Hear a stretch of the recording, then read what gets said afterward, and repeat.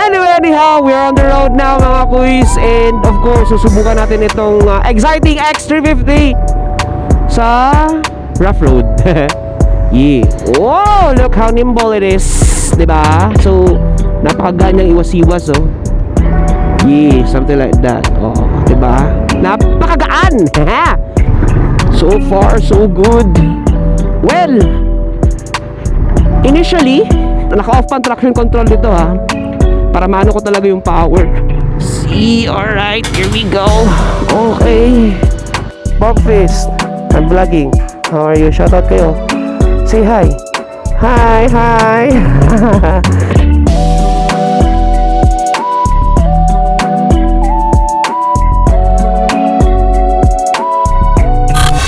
Alright mga kuys, what is up? Here's today's ganap. What do we got here, huh? So, meron tayong bisita. Hi. So, meron tayong bisita mga kuys. So, tinan nyo, wala si Ting. So, Ting is gone. But, meron tayong bisita ngayon. Tinan nyo naman to. I think hindi to bago sa inyo mga kuys. Dahil, marami na nakapag-feature nito sa mga SOCMEDs. And, yeah.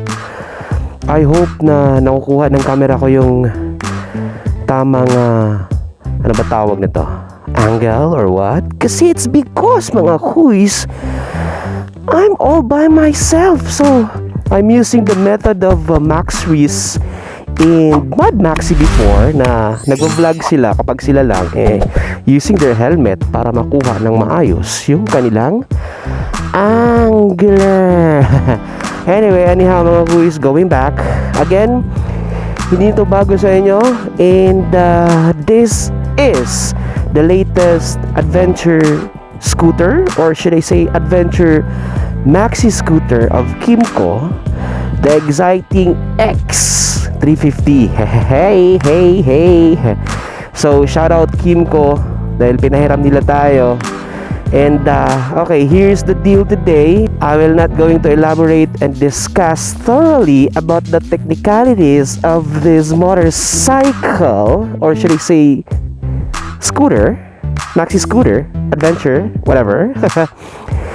Kasi hindi naman kasi ako magaling mag-discuss ng technicalities ng isang motor. And obviously, as of this moment, marami na ring vlogs na na-upload sa YouTube featuring this exciting 350. Okay, so what I'm going to do today is that yeah, siguro i-discuss ko na lang or sasabihin ko na lang yung experience ko sa motor na ito. Alright?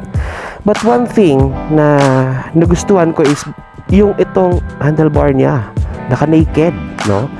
Unlike other na hindi. So parang kumbaga sa preference ko, sa POV ko, nagiging brusque siya tingnan. And of course, the TFT display.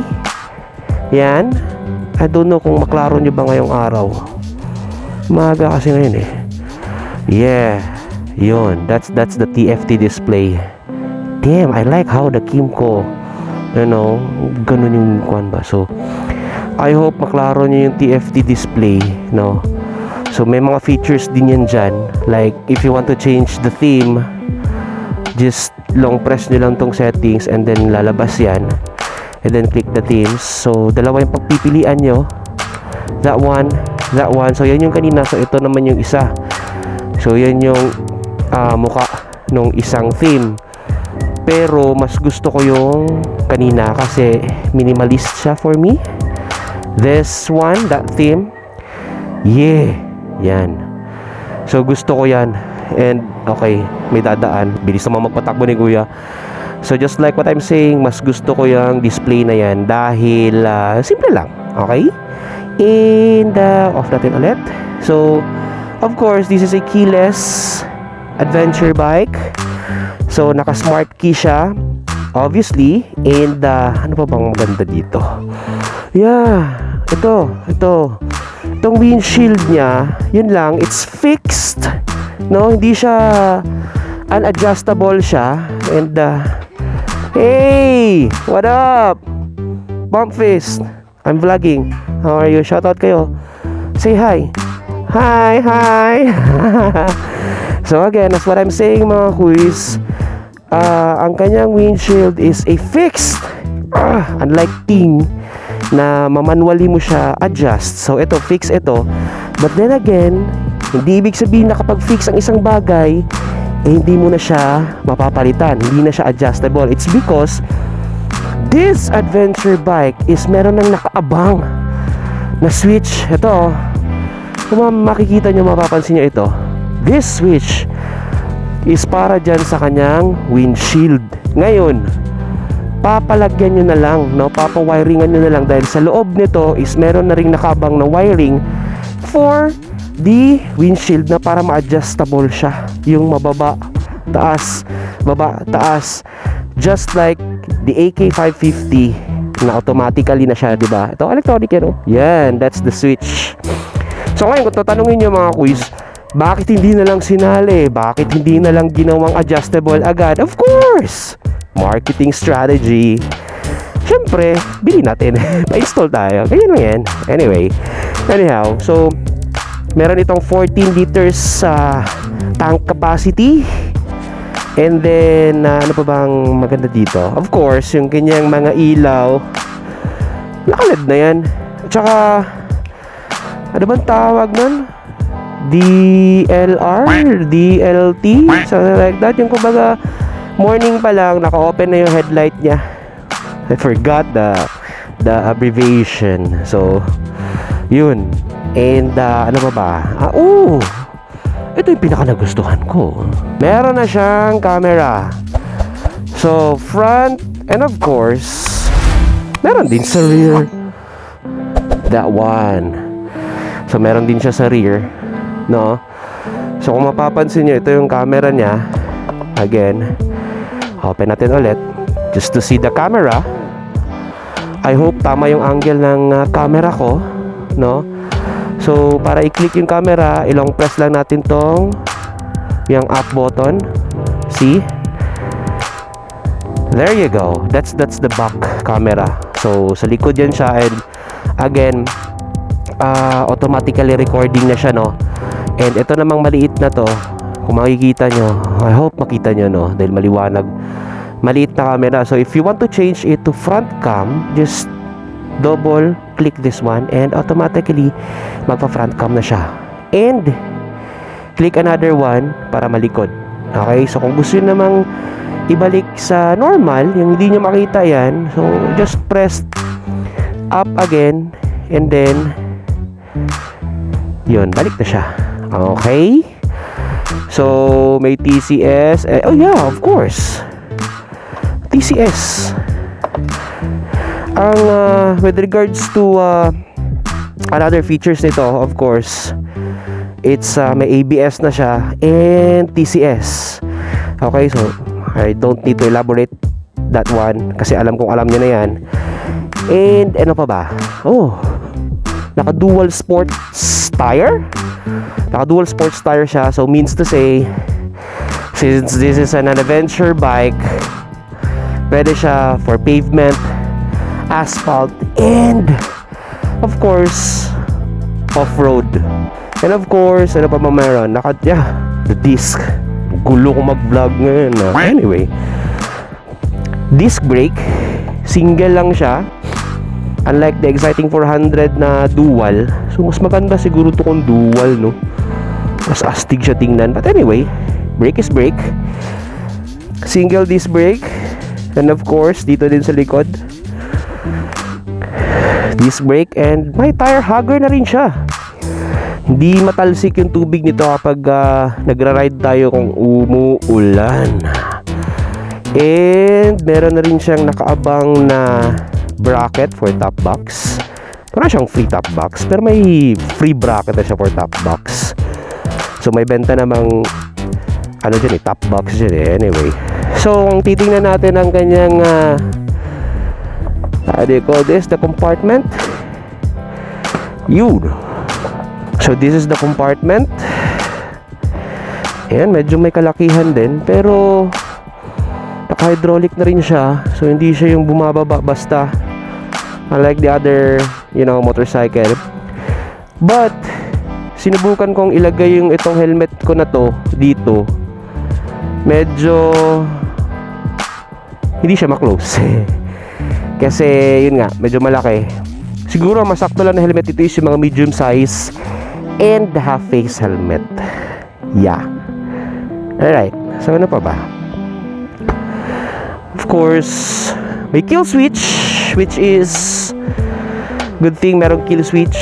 And may heated grips din siya mga kuys. So may number yan, 1, 2, 3 I think, yeah, based dun sa mga nakita ko. And ano pa ba? Wala na eh. Gusto ko lang subukan to eh. Yeah, the side pocket. Yeah, here. You all know this one. Secret pocket siya dyan. And of course dito, yan, dyan oh.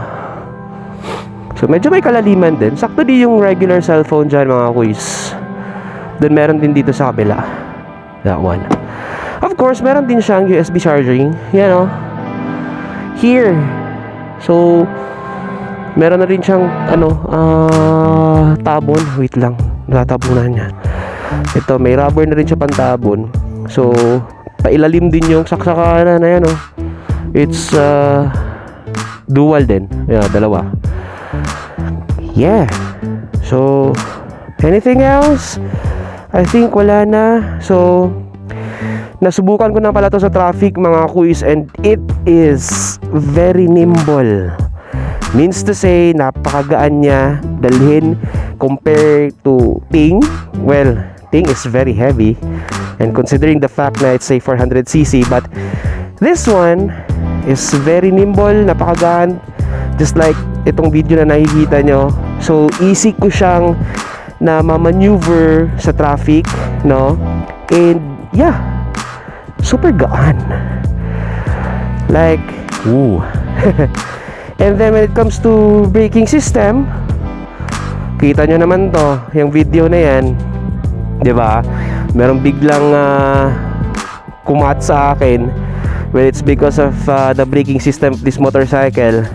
Hindi tayo nabangga. Okay? So smooth, no? Well, of course, may ABS din eh. So ano pa ba, ha? Well, all the lights no na naka-install dito is already LED. Nakakapagtaka lang itong pagka-design ng kanyang radiator, kasi noong unang nakita ko to mga kuys, akala ko natanggal or what, kasi pahigaw. I mean, not pahiga, paslanting siya. So kakaiba din yung pagkaka-design niya nito. Nakalimutan ba ako? I think wala na. So nung nagamit ko to sa traffic, yeah, yun nga, very nimble again. And yung sinasabi nilang for 8 seconds makukuha mo na yung 100, no, 0 to 100 for 8 seconds. So I've tried it also. Wala lang akong video kasi nabutan ako ng low bat, but yeah, it's true. In just 8 seconds marireach mo na yung 100 na speed niya, 100 kilometers per hour. So kung mapapansin nyo, meron siyang grill dito and dito. It's because para sa hangin, you know, para pumasok yung, ano ba tawag dito? Airflow? Something like that, yeah. Hasok yung hangin, tsaka dito din. Para yung hangin, ipapasok din dito sa loob, no, for the U-box and of course, dun sa makina niya. No, and then, yun na. Ano ba? I think, let's go. Subukan na natin to sa daan again. Subukan natin to sa rough road mga kuys, dahil hindi ko pa to nasubukan sa rough road. Okay, sa traffic, all goods, nasubukan na natin ito. Sa rough road na naman, so let's go, we. See you on the road, baby. Kachawi. So ayun mga kuys, pagpasensyaan nyo na yung boses ko, medyo nagbibinata. Meron kasi akong sipon mga kuys, so kaya ganun, parang walang gana, pero may gana ako mga kuys, ha. Anyway, anyhow, we're on the road now mga kuys, and of course susubukan natin itong exciting X350 sa rough road. Yeah. Whoa, look how nimble it is, diba? So napakagaan niyang iwas-iwas, oh. Yeah, something like that. Oh, diba? Napakagaan. Anyway, isa pa sa nagustuhan ko nito, itong tawag nito. Yeah, itong handlebar niya. Tingnan yung posisyon ng kamay ko. No, parang level siya. Kind of a level sa aking balikat here. No, kind of a level, you know. So upright, super upright, and napaka-relax. And of course, the comfortability of the chair. Chair? What the? Seat! Chair ka dyan. Anyway, the comfortability ng kanyang upuan, so very comfy.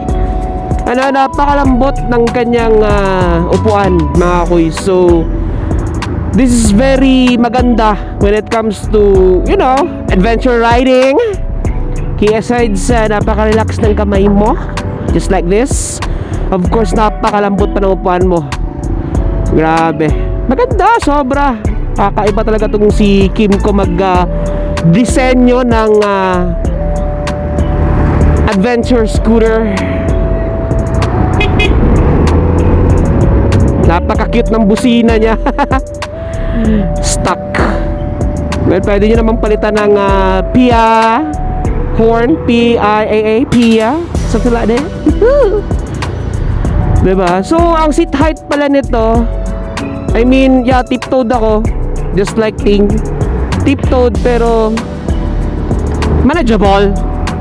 Diba? I'm a 5'6", you know, and yun. I think, ano bang seat height ito? 800 mm? Something like that? Correct me if I'm wrong. Yeah, parang yun. Ano ba ko yan eh? Nagpa-vlog ka, hindi ka sure. Ay, naku po. Anyway, yun nga. Traffic. So, dito natin masusubukan yung kanyang shock absorber, no? When it comes to pag dumaan tayo sa off-road, kung kamusta yung play ng kanyang shock absorbers. Oops. Okay, dito tayo. Nagsisignal light siya. So dito natin masusubukan, mga kuys, ang kanyang shock absorber. Dadaan tayo dito. Oh my god, maputik.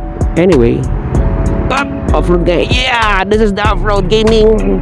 Okay, so far. Oops. Oop. So far, so good. Well, initially, okay naman. Hindi mo rin masyado ramdam yung super tagtag. It's because napakalambot ng upuan kasi. So, very comfy pa rin kahit dumadaan ka ng rough road, like just like this. See this one? Oh. Ito, naka-off pa ang traction control dito, ha. Para maano ko talaga yung power. Well, so far, iba-ubao pa. Unahin natin yan. See? Okay. Nagkataon pa, meron pang bao-bao sa harap natin. Yan, no? See how, tiga-tigta niya naman yung mga bato-bato, oh. See, alright, here we go. Okay. Aba. Go, kuya. Kaya mo yan, kuya. Oops. So, tingnan niyo pa yung mga bato-bato na dinaanan natin, mga kuys. Diba? Parang natuyong sapato dito eh. Anyway, Seminary Road po ito. Oh, ha? Diba? So, napakaganda. Oops. Maputik na, Ben. Let's go. Okay. Maputik na, men. Oh. See? Okay. Na-test siya. Okay, wait. Okay. Yeah, just like that. Oh. So basically, yun yung simple rough road nating dinaanan. So, ano ba masasabi ko? Well, ganun pa rin. Yeah. It's because of the comfortability of the seat, no? Hindi mo talaga ramdam yung tagtag. No. Normally may ganun, pero what I'm trying to say here is yung kumbaga yung sakit ng tagtag ba? Di ba syempre, kapag mga tagtag ka, masakit sa puwet, something like that. But because of, yun nga, yung very comfortable yung upuan nito, God, kahit gaganyan-ganyanin mo pa yung throttle, yan no, ay, well, napansin nyo, nilalaro ko yung throttle, tapos gaganyan-ganyan tayo. Well, the comfortability is still there, mga kuys. Napakaingay natin. Nasa Seminary Road po tayo. So, pababa tayo ngayon. So, yeah, overall, sa street, when it comes to traffic, very nimble i-maneuver ang exciting X350. Napakagaan and napaka-torquey niya. Hindi ka mabibitin when it comes to lane splitting. Hindi ka mabibitin when it comes to paahon. Kasi yun nga, nasubukan din natin nung tayo'y pauwi. Paahon ton dito sa dito papunta sa amin. And of course, yung sa rough road, which is yun yung kanyang ecosystem, adventure rough road. Nakita niya naman way back there.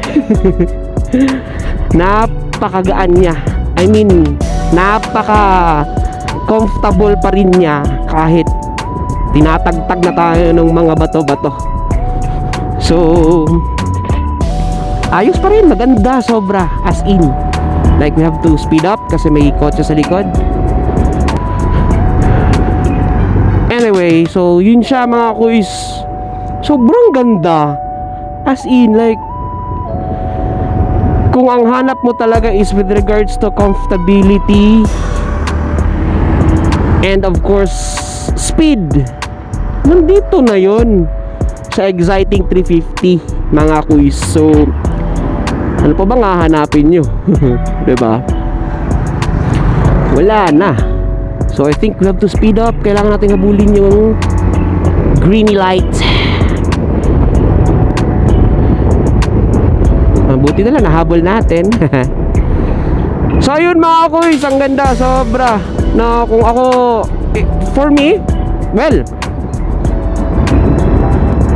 maganda si Kymco Exciting X350. Sobrang ganda, sobrang comfortable, sobrang speedy and torquey.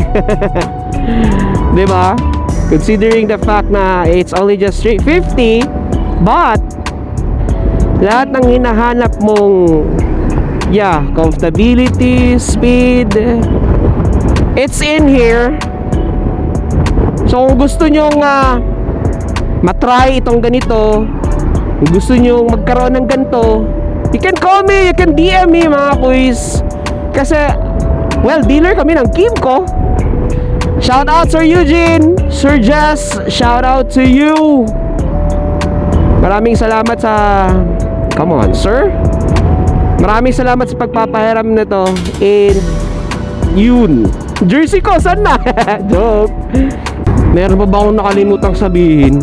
Wala naman eh. Basta ako based on, gusto ko lang i-vlog yung experience ko dito sa exciting X350. And overall, I can say it's 100 over 100. Grabe, ang ganda. No? Very comfortable. Comfortable. Upuan, no? Upuan, ano yun? Sofa, motor na sofa. This is one of a motor na sofa. Yeah, baby. Sarap niya talagang dalhin, guys. Make sure lang mga kuys, no, na syempre kung magra-ride kayo ng ganito, pavement, make sure yung traction control nyo naka-off. Kasi obviously, ang gawa kasi ng traction control, of course, from the word itself, traction control, kinokontrol ng motorcycle yung inyong takbo, no, yung traction ng gulong. So para hindi masemplang, something like that. Now kung gusto nyo ng mabilisan at makuha yung 0 to 100 for 8 seconds, you have to off your traction control. Napakatahimik ng daan. Well, today it's Sunday and it's Mother's Day pala. So bini-video natin ito Sunday, Mother's Day. So happy Mother's Day sa mga magigiting na mothers dyan, mom. No, shout out po sa inyong sacrifices and everything, sa pagmamahal nyo sa inyong pamilya. And God, I really miss my mom. No, kakaano lang niya eh, kakalibing lang niya last month. And yeah, doon ako papunta ngayon dahil magkikita kami ng family ko. Doon kami magla-lunch kay mother. I miss my mom, but yeah, I know mom is in God's hands right now. Masaya na siya kasi wala nang pain. So kung nabubuhay po yung parents nyo, especially your mother, God, show them your love. Pakita nyo kung gaano kamahal. Every single day, every now and then, ipakita nyo ang inyong pagmamahal sa inyong mga mothers. Dami na mother. Kasi hindi natin alam, baka one day yun na, 'di ba? So kung may galit man kayo, may tampo man kayo, okay lang yan, pero wag niyong patagalin. And then hug your mom, okay? So happy Mother's Day again sa mga magigiting nating ilaw ng tahanan. And yeah, anyway, I think wala na yata akong nakalimutan about this exciting 350.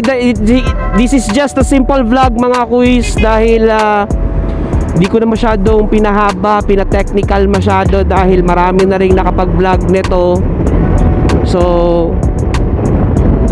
this is, kung magbabase kayo, for my own reference, for my own POV. So yun yung akin, 100/100. This Maxi scooter or adventure scooter is so dope, so lit. Lahat na lang sinabi, ano. Hindi ako bias dahil Kim ko. No, totoo yun, based on my experience. Napakaganda nito. Kung ako bibili nito compared to other one, well, dito na ako. Kasi unang subok pa lang, binigay na niya sa akin yung mga hinahanap ko eh, 'di ba? Like yun. So again mga kuys, DM me if you want this. If you want some, come get some mga kuys.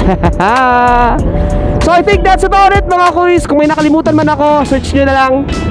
Once again, this is your main man, Kuya Nin, simply saying, keep safe, stay safe, and ride safe mga kuys. And of course, ride within your limits, baby. Till next vloggy vlog. Ka-ciao! Let's go!